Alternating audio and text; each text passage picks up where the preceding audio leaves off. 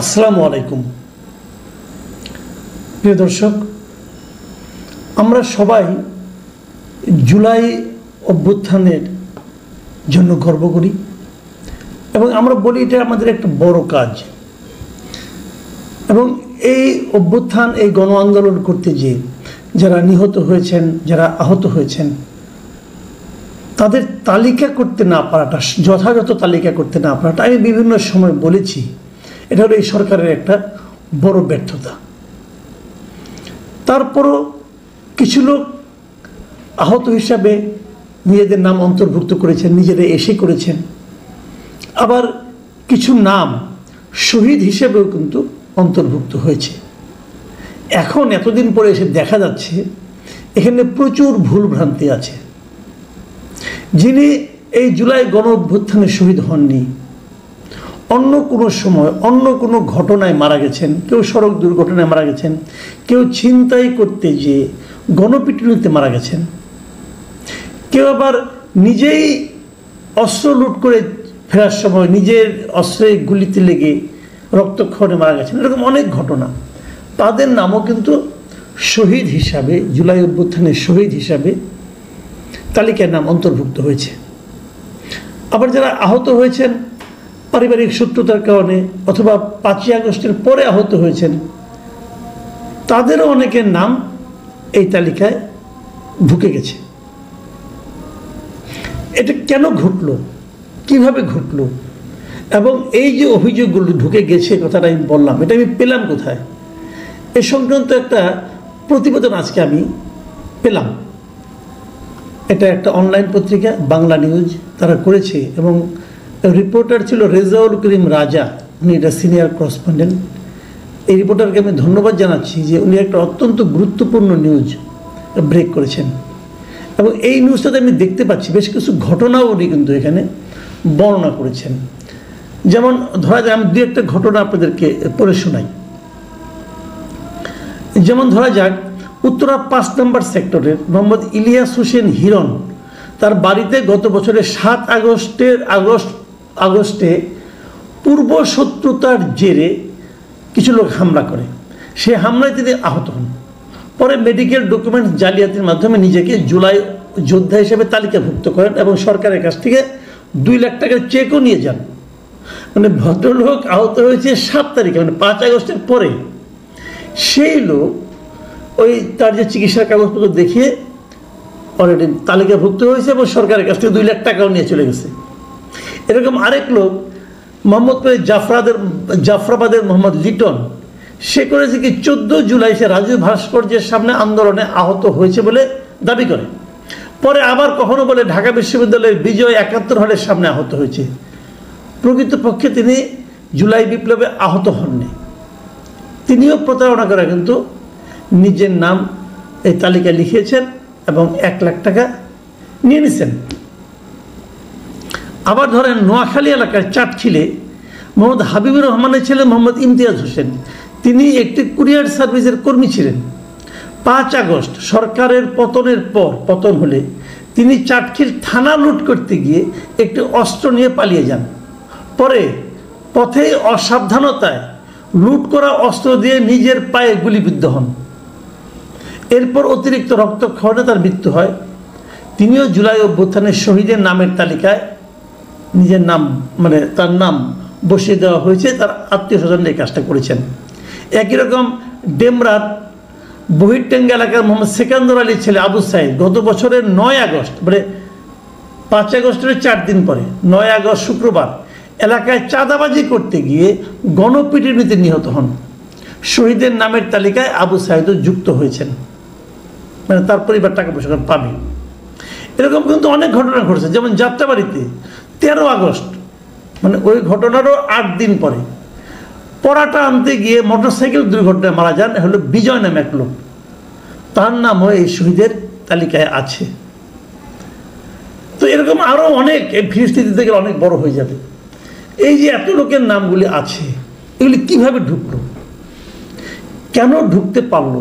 দেখেন, ওই সেই মুক্তিযুদ্ধের ইতিহাস কিন্তু, যে মুক্তিযোদ্ধার তালিকা করতে যে প্রতিদিনই মুক্তিযোদ্ধার তালিকায় বাড়ে। এমনও দেখা গেছে যে বাবা মার বিয়ে হয়েছে মুক্তিযুদ্ধের পরে, তার সন্তান নাকি মুক্তিযুদ্ধ হয়ে গেছে। আবার একটা দেখেছিলাম, যিনি ছিলেন রাজাকার, শান্তি কমিটির লিডার ছিলেন, তিনিও মুক্তিযুদ্ধ হয়ে গেছেন, এবং তার নামে সরকার আবার এলাকায় একটা মুক্তিযোদ্ধার নামে একটা বিদ্যা প্রতিষ্ঠানও করছিল। এরকম অনেক জালিয়াতি আমরা দেখছি। এখন প্রশ্ন হচ্ছে, এই ঘটনাগুলি ঘটে কেন? এটা হলো সমস্যা আসলে মাথায়, মানে মানসিকতার সমস্যা। এবং এরা যেহেতু এখানে এক ধরনের অর্থ লাভের একটা সুযোগ আছে, শহীদ হলে তার ফ্যামিলি টাকা পাবে, এবং আগে যেটা ছিল মুক্তিযুদ্ধ হলে পর তার ফ্যামিলির লোকজন চাকরি পাবে, কোটা পাবে, যে কোটার বিরুদ্ধে আন্দোলন হয়েছে সেই একই জিনিস কিন্তু এরাও করছে, যে যারা আহত হয়েছে তাদেরকে ভাতা দেওয়া হবে, তাদের পরিবারকে আবার কোটা দেওয়া হচ্ছে। এরকম দেখেছি বিশ্ববিদ্যালয়ে ভর্তির সময় তাদের ভাই বোনদেরকে কোটা দেওয়া হবে, সন্তানদেরকে কোটা দেওয়া হবে, এই অনেক কাহিনী এগুলো আছে। তার মানে যে জিনিস যদি বলে না যে লাও সেই কদু, ওই হচ্ছিল আর কি, এখনও তাই হচ্ছে। তালিকা নিয়েও সেই একই রকম বেসাতি হচ্ছে, এর নাম ঢুকায় দাও, তার নাম ঢুকায় দাও। ঢুকানোর দায়িত্বটা যার থাকে না, তাকে কোনোভাবে কনভিন্স করতে পারলে কিছু টাকা পয়সা নিয়ে উনিই ঢুকাই দেন। এইবার তো নাম ঢুকছে বহুত বিচিত্র উপায়ে। সিভিল সার্জনরা থেকে হাসপাতাল থেকে ওই কে আহত হয়েছে হাসপাতালের সার্টিফিকেট দিয়ে ওটাতে তার নাম করছে, কিন্তু পুরো জিনিসটাই আসলে ছিল ভুলে ভরা। ভুলে ভরা কেন? দেখেন, অনেক জুলাই আহত আছে যারা হাসপাতালে যায় নাই, অথবা গেলেও সার্টিফিকেট নেয় নাই।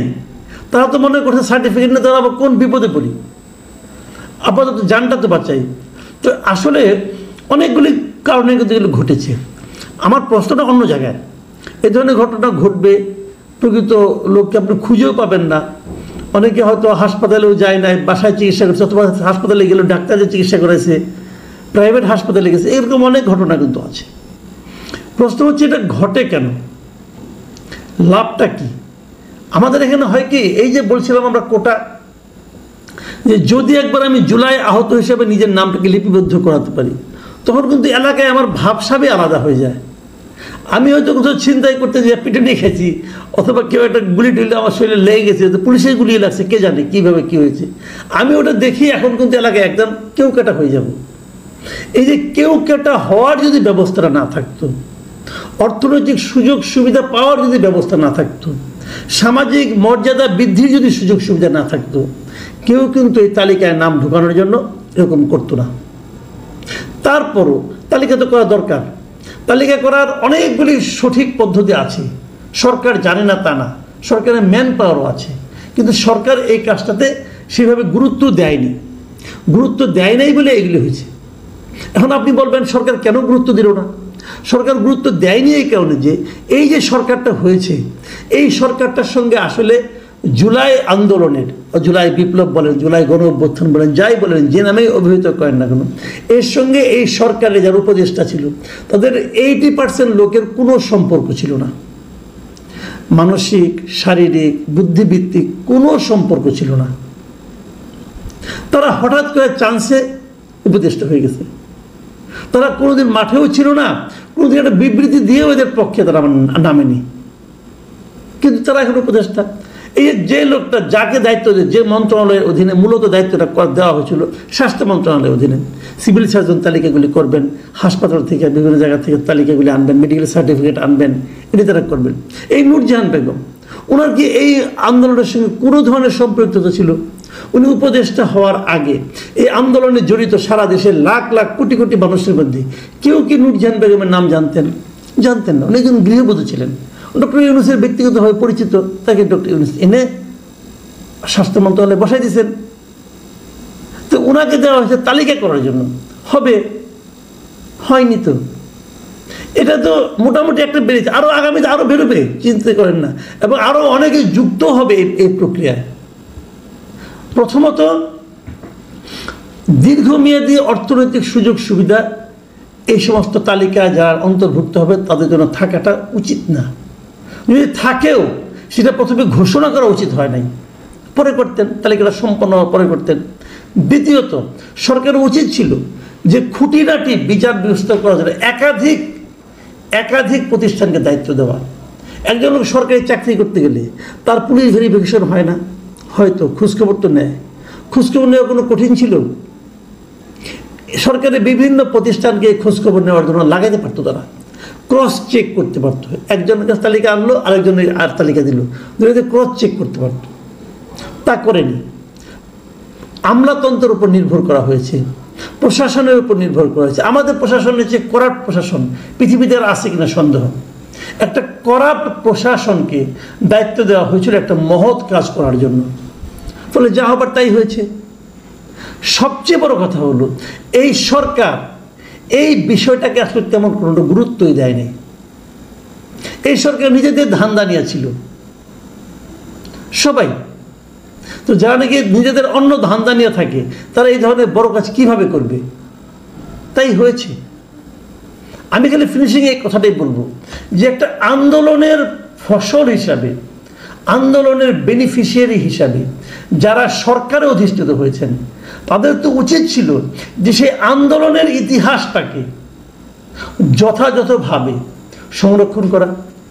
এই জুলাই আন্দোলনের প্রত্যেকটা শহীদ কিন্তু জুলাই আন্দোলনের ইতিহাসের অংশ, প্রত্যেকজন আহত ইতিহাসের অংশ। তাদের সঙ্গে যোগাযোগ করে, তাদের সঙ্গে কথা বলে তারা কিভাবে আহত হয়েছেন, কি করেছেন না করেছেন, এগুলো নিয়ে তো একটা ইতিহাস হতে পারত। সেই চেষ্টা কেউ করেছে? কেউ করেনি, সরকার করেনি, পুরোটা পলিটিক্যাল পার্টিও করেনি। হ্যাঁ, আমি এই ক্ষেত্রে প্রশংসা করবো জামাতে ইসলামীর। জামাতে ইসলামী কিন্তু একটা বই বের করেছে, একটা না, প্রায় 10 খণ্ডের 10টা বই বের করেছে যারা আহত হয়েছে তাদের তালিকা, এবং সেটাও অসম্পূর্ণ। তারা 693 জন না 91 জনের একটা তালিকা করেছে। তবে যেটুকু করেছে সেটুকু আমার কাছে অথেন্টিক মনে হয়েছে, আর কেউ করেনি। এই যে বিএনপি, তাদের মাঠ পর্যায়ের লোকজন এখন লুটপাট আর চাঁদাবাজি নিয়ে ব্যস্ত। বিএনপি তো পারত এই লোকগুলিকে কাজে লাগাতে। 10 জায়গার থেকে 10টা তালিকা আসলে সেটা নিয়েও তো পরে চেক অ্যান্ড ব্যালেন্স করতো। যেগুলো হুবহু মিলে যেত সেগুলো রাখতো, যেগুলো মিলতো না সেগুলো সরকার নিজে চেক করতো। আসলে যদি